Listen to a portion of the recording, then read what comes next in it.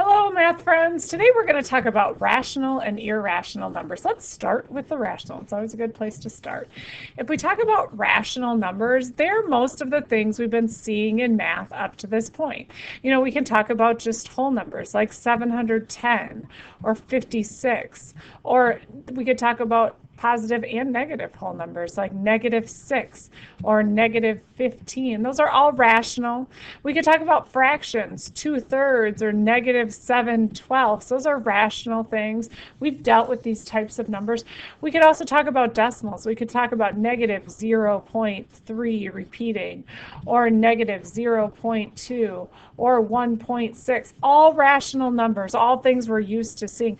We could also say like the square root of 16. That's rational because, well, it's a perfect square and is actually equal to a whole number. It would be equal to 4.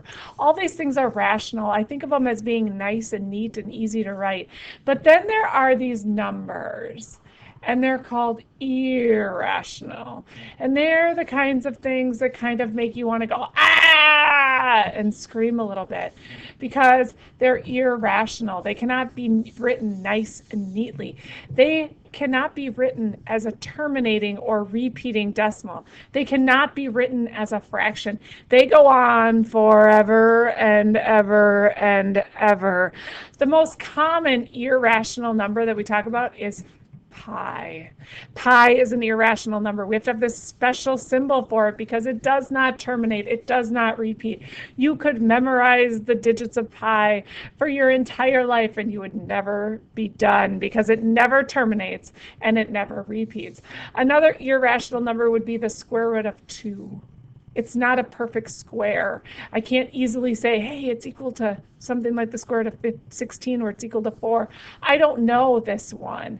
And so it's not nice. And when I put it into the calculator 2 and I hit the square root, I get this big long thing, and if we look, it doesn't repeat and it doesn't terminate. It keeps going. My calculator screen is only so long, but it's going to keep going and going and going. So when I see those messy square roots, I know when they're not perfect squares, they're irrational, like the square root of 7.